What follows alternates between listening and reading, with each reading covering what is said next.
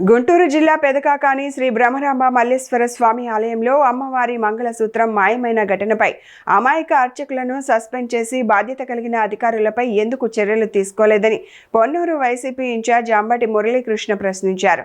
అమ్మవారి మంగళసూత్రం మాయమవడం అపచారమని పేర్కొంటూ పరిహారంగా నగర సంకీర్తన నిర్వహించారు. వరలక్ష్మి ఆలయం నుంచి శివాలయం వరకు సంకీర్తన చేస్తూ పాదయాత్ర నిర్వహించిన ఆయన అమ్మవారికి నూతన మంగళసూత్రాలను కానుకగా సమర్పించారు. ఆలయంలో అపచారం జరిగినప్పుడు శాస్త్రోక్తంగా చేపట్టాల్సిన కార్యక్రమాలను నిర్వహించకపోవడంపై అంబటి మురళీకృష్ణ మండిపడ్డారు. మంగళసూత్రం లేకుండా వరలక్ష్మి వ్రతం నిర్వహించడం అశుభమని, అందుకే తాము నూతన మంగళసూత్రాలను అమ్మవారికి కానుకగా అందజేశామని తెలిపారు. అలాగే వచ్చే నెల 3వ తేదీన అమ్మవారికి నాంతాడు కూడా కానుకగా సమర్పిస్తామని చెప్పారు. 14వ తారీఖు అమ్మవారి మంగళసూత్రాలు నాంతాడుతో దొంగిలించబడితే 19వ తారీఖు వరకు వైఎస్ఆర్ కాంగ్రెస్ పార్టీ మండల అధ్యక్షుడు రిపోర్ట్ చేసే వరకు పోలీస్ స్టేషన్లో ఎక్కడ చర్చకు కూడా రాలేదు.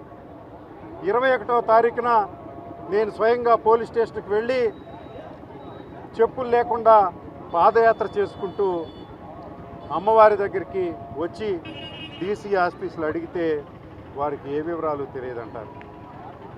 14న పోయినటువంటి మంగళసూత్రం 21వ తారీఖు వరకు వీరు గుర్తించారా, గుర్తించి మల్లగుల్లాలు పడుతున్నారా? ఇక్కడ అందరికీ తెలిసినటువంటి బహిరంగ రహస్యం. ఆ రోజు 21వ తారీఖున కేసు రిజిస్టర్ చేసి విచారణ చేస్తా అన్నారు.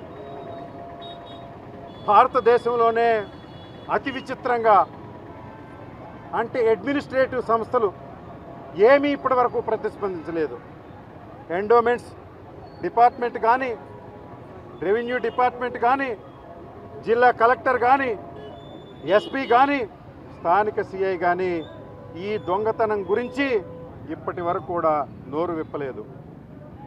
రాజ్యాంగేతర శక్తిలాగా స్థానిక శాసనసభ్యుడు ధూళిపాళ్ల నరేంద్ర ఈ దేవాలయంలోకి వచ్చి ఒక అధికారి వలె రివ్యూ చేసి దేవాలయం లోపలే విలేకరుల సమావేశం పెట్టి రాజకీయాలు మాట్లాడాడు.